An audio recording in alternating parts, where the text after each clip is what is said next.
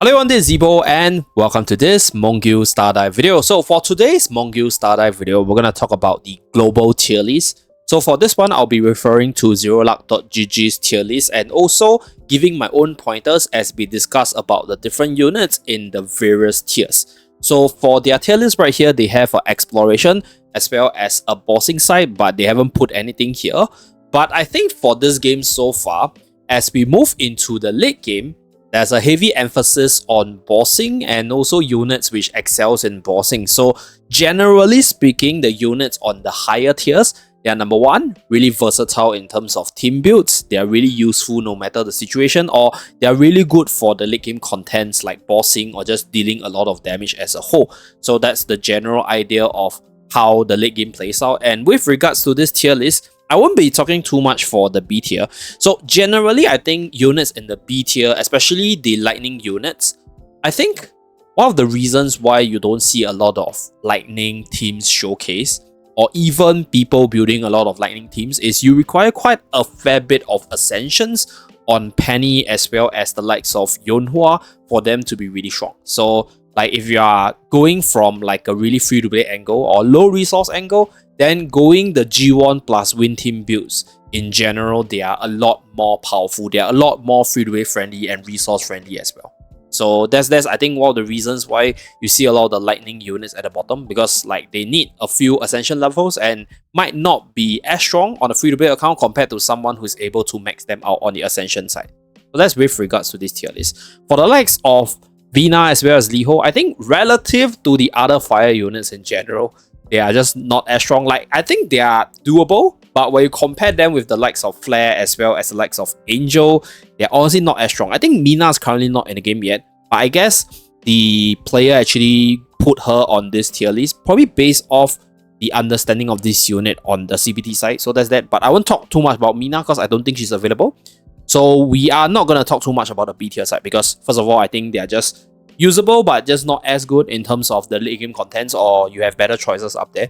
So that's for the B tiers. So Liho, Verna, Yonhua, Reina as well as Benjamin, not the most recommended to invest in. So given how limited resources, I think yeah, don't bother with them, I guess. So for the A tier, S tier to the SS tier in general, personally, I guess for the placement of Gabby, even though right now Gabby is the strongest Earth attacker in terms of raw damage output, the likes of Esther as well as Flare is just really insane. So this is where if you put Gabby in the Earth team, she's really good, right? But if you compare her in terms of raw damage to the likes of Esther as well as Flare, probably not as strong. So that's why like she's down here. Like if you do have a really stacked up Earth team like Gabby, Ellie with Francis, for example, I think you're still able to do really well in terms of content pushing. But in terms of raw damage, right, with a complete Esther team versus a complete Gabby team, I think complete Esther team is just a lot stronger. So that's that. Penny, like I mentioned, I think it's very ascension dependent. Lightning teams in general right now is just not the most optimal. So like you probably will want to have maybe like one lightning unit as a secondary DPS with maybe like your wind teams, for example, or even like with your ice teams, for example, right? So that's that with regards to the current status. So Cloud in general, I think pretty free-to-play friendly unit because you get one copy of this unit at the start and it's mechanically easy. Like the way to use Cloud is just to charge up the special skill and then press your normal attack and then just rapid fire as much damage as possible. And I think generally speaking, as a range unit, this unit has, I guess, a bit more advantage over the melees, especially in boss fights where the bosses are really mobile. So there are certain bosses that just jumps around the whole map, like units like Amon, units like Hanul, they run around a lot. So this is where like range units has a slight advantage because they're able to land their attacks more easily, and because the unit stays on the battlefield on a certain timer, right? So if you're a melee unit, there's a possibility that the melee unit might need to move to the boss to continue their attacks, where the range units like Cloud, for example, is able to perform their damage more. And being a destroyer generally means that this unit is pretty strong for the bossing side to break the boss ASAP. So I guess A tier for Cloud is okay. For a free-to-play unit, pretty strong. Personally, I don't know about Sarah because I don't actually have any opinions about this unit. I've never seen people use her. I personally don't use her myself, even though I have 2 dupes of her.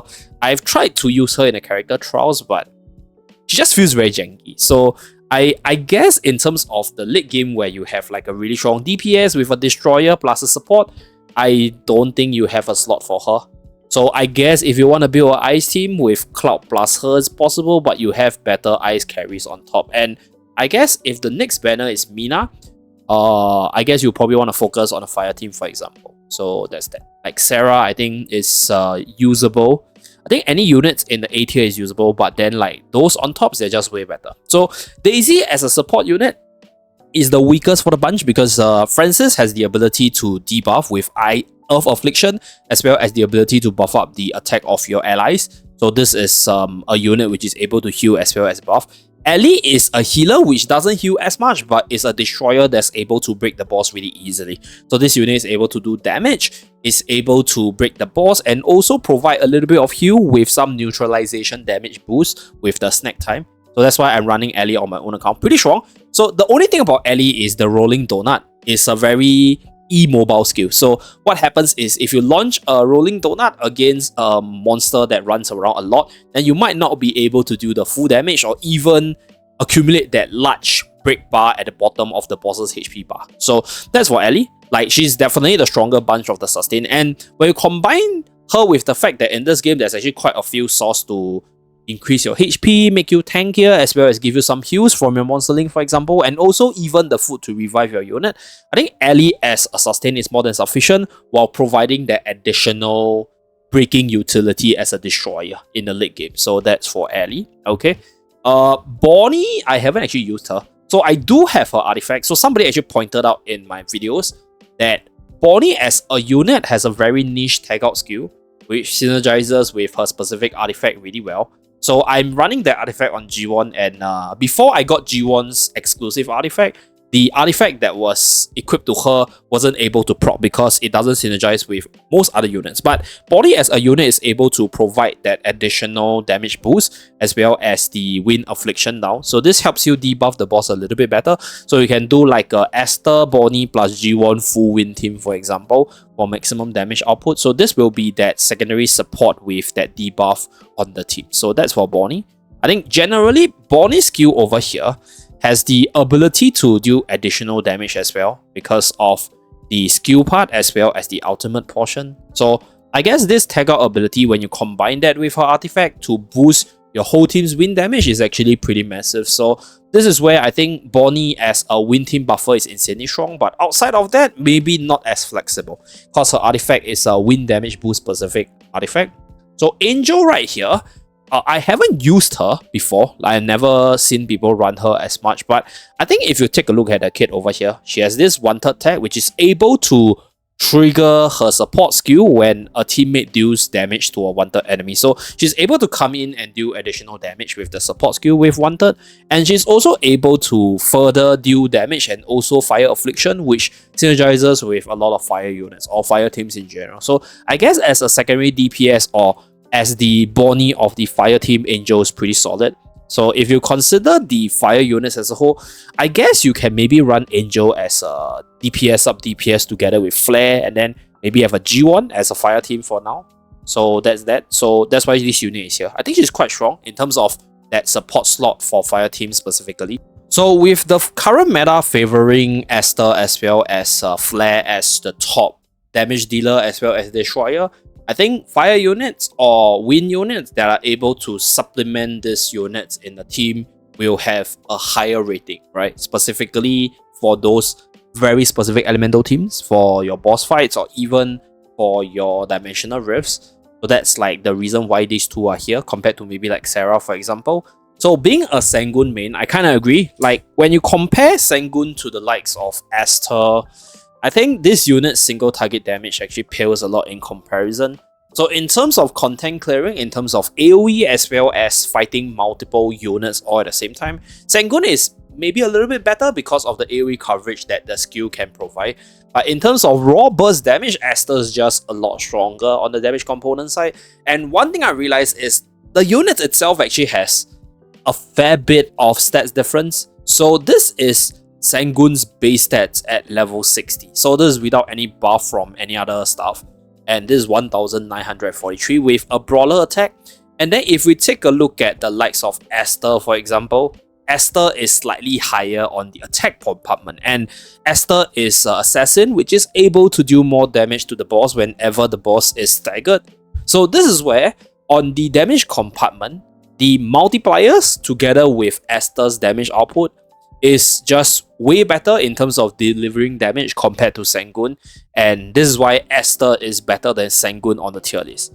So Sengun is usable, but so far I think I've seen some people talk about Esther being able to clear beyond level 15, 16 or even 17 on the Dimensional Rift, but I'm kind of stuck on the level 9 Dimensional Rift as a Sengun main. So take that as a reference point in terms of how powerful they may be, because there could be a possibility that because my Sengun is A0 compared to maybe like an A2, A3 Esther, for example. So these are just some pointers I have as a Sengun main. So Ophelia is the strongest ice DPS right now that you can get. So I think the reason why Sengun as well as Ophelia, they pale in comparison a little bit compared to Esther as well as Flare, is also because of the fighter tag. So the thing about brawlers or fighters in general, they get buffed up damage on the brawl side of things, which increases their damage output when there's more enemies as well as more allies on the battlefield. But against most bosses, you're going to 1v1 the boss, and the buff that you get from the brawl damage boost is just not as good as the assassin's boost in general. So if you factor in the late game being more boss centric, yeah, Ophelia's damage output obviously ain't gonna match Esther because of the rolls as well as the sheer number that Esther is able to output. So that's with regards to Ophelia as well as Sengun right here. Still really good units nonetheless, but if you were to really go into the min-maxing portion, I guess Esther's raw damage output is a little bit higher, unless you're talking about versus eye-specific contents. So that's with regards to Ophelia. So we talked about Ellie, the strongest support or healer sustain unit in the team. So her heals are actually not so strong. The numbers are not the biggest, but if you factor in the snack time with some heals from your monster link as well as the item side, you can make do with the sustain in the team. So her biggest strength is her destroyer attack as well as the rolling donut, dealing a lot of stagger damage to break the boss or stagger the boss more easily. So that's for Ellie. G1 needs no explanation. I think if you don't have a G1 as a support, you should actually get her. Because yeah, this unit's buff is just really, really versatile. The Divine Harmony buff right here is so good that it's able to buff up all the damage output for the whole team, right? So obviously if you're running her in a win team, it's a little bit better. But generally speaking, her as well as her artifact combined provides a massive damage boost for the whole team, even if you're not running a win team. So she is the most versatile and strongest support in the game right now if you haven't gotten her yet. So for Mina's case, okay, I personally haven't seen too much of a Mina footage, so I have no idea how strong she is relative to the likes of Esther or Flare. So we have seen a lot of Flares as well as Esther's running around on multiple different social media posts on Discords showcasing the damage output. So for Mina's case, yeah, we're not going to talk too much about her. I think she could be the next banner character. So I'll probably pull for her and form a fire team to discuss about her overall power level later. I guess there's a reason why she's on top even though she's a brawler, because maybe her kit is insanely powerful. So that's that. And then for Esther as well as Flare, I think they don't need much introduction, right? Like Flare's attack, look at this number.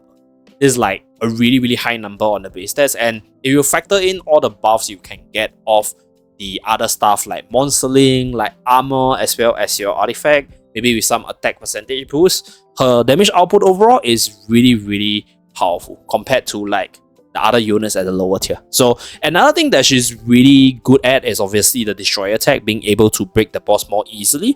But more importantly, this unit is a damage dealer, it's a breaker, as well as a debuffer with the tag out skill that allows you to debuff the boss in a fire team as well. So yeah, she has a lot of different roles in the team, and I think she does have a defense down over here. So yeah, Dragon's Ambush. For the duration of Dragon's Ambush, the fire dragon flies across the sky and swoop down on enemies, dealing fire damage, inflicting fire affliction, which is a fire damage resistant down. Hit enemies are inflicted with Dragon's Mark, decreasing their defense. So the ultimate over here provides some sort of defense down, which increases your damage output no matter the team. So you can see generally why these units like Flare and G1, they are versatile, because they are good on their own, they are good in their specific elemental teams, and they are good in terms of fitting into other teams as well. So that's for Flare. Esther's damage output, I think, is really, really strong. Like, I think there's a reason why she's the banner character. So the mate's double life, when you do her damage within the dust cloud itself, is a pretty massive boost. And then when you combine that with the fact that she's able to do pretty good single target as well as AoE skill, she's currently the strongest win DPS you can get in terms of the late game compartment. So yeah, really strong on the single target side as well as the AoE side. And I think right now, unfortunately, even though there's the Brawler, Destroyer, as well as the Assassin tag, in the late game, I think Assassin, so right here they put it as Slayer. In game, it's called Assassin. So Assassin is generally stronger in the late game compared to a Brawler because of the bossing nature of the content. So yeah, like compared to Sanguine, Esther's just a lot better in the late game, unfortunately. So that's pretty much it for this tier list. Like, I highly agree with the placements of the unit on this tier list. I think if there's a disagreement in terms of certain units, maybe some people will think that, hey, Francis should be a lot higher because Francis offers a lot of heal. So if you're not very good at dodging, and the sustain that Francis is able to provide you with gives you that ability to survive longer, then you could actually put Francis a little bit higher. So in terms of heal as well as the buff that the support units are able to provide, Francis is probably a little bit better on the healing compartment. So this unit could go a little bit higher for some people. But if you're someone who doesn't, need that sustain as much, or you have other means to keep yourself healthy, I think this sustain tier list is highly agreeable. So that's pretty much it for this video. So that's it for this video. Thank you very much for tuning in. I'll see you guys again in my next video. Bye guys!